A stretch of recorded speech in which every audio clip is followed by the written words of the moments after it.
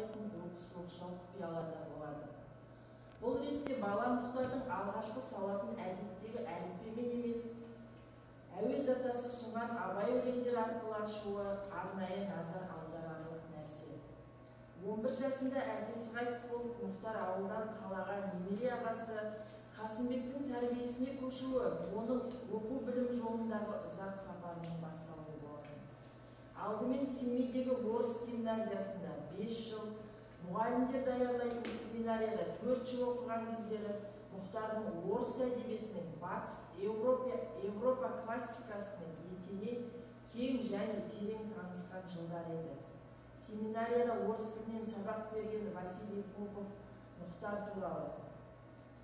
Алдыңғы партада отыратын 18 жасар сыпайы, сұлу, жас қазақтың денесі сыптай түзу, киімі тап-таза, қою шашы қап-қара, кең маңдайы кере қарыс, қоңырқай жүзі байсалды маңғаз, көзінде ақыл тұнып.